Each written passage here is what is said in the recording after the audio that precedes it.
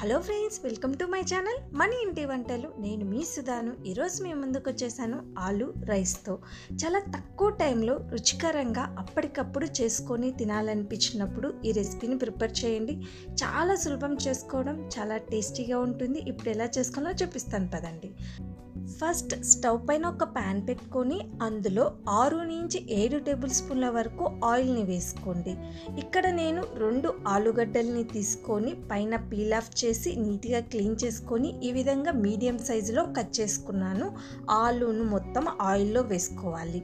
ఇందులోనే కొద్దిగా ఉప్పును కూడా వేసుకొని హై ఫ్లేమ్లోనే పెట్టుకొని ఆలు మంచిగా కలర్ చేంజ్ అయ్యేంత వరకు ఫ్రై చేసుకోవాలి. ఆలు కలర్ చేంజ్ అవ్వడమే కాదు, ఆలుగడ్డ మెత్తగా ఉడికి కూడా ఉండాలి. చూడండి, ఈ విధంగా మంచిగా కలర్ చేంజ్ అయిన తర్వాత ఆయిల్లో నుంచి ఆలును సపరేట్ ప్లేట్లోకి ట్రాన్స్ఫర్ చేసుకోండి. ఇప్పుడు ఇదే ఆయిల్లో 1 టేబుల్ స్పూన్ జీలకర్ర వేసుకోండి. సన్నగా కట్ చేసి పెట్టుకున్న ఉల్లిపాయ, సన్నగా కట్ చేసి పెట్టుకున్న 2 పచ్చిమిరపకాయలని వేసుకోండి. కొద్దిగా కరివేపాకును కూడా వేసుకొని ఉల్లిపాయ లైట్గా మగ్గేంత వరకు ఫ్రై చేసుకోండి.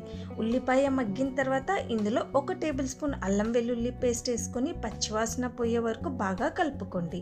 తర్వాత ఇందులో చిటికెడు పసుపు, మీ రుచికి తగినంత కారప్పొడి, 1 టేబుల్ స్పూన్ ధనియాల పొడి, 1 టేబుల్ స్పూన్ గరం మసాలా కూడా వేసుకొని మీడియం ఫ్లేమ్లో పెట్టుకొని ఒకసారి బాగా కలుపుకోండి. ఇప్పుడు ఇందులో ఫ్రై చేసి పెట్టుకున్న ఆలును కూడా వేసుకొని మసాలాలు మొత్తం ఆలుకు పట్టేలాగా బాగా కలుపుకోండి. తర్వాత ఇందులో వండి పెట్టుకున్న అన్నంని వేసుకోండి. ఇక్కడ నేను రెగ్యులర్ రైసే వేసుకుంటున్నాను. మీకు కావాల్సి ఉంటే మీరు బాస్మతి రైస్ని కూడా యూస్ చేయొచ్చు. మసాలాలు మొత్తం అన్నంకి పట్టేలాగా బాగా కలుపుకోండి.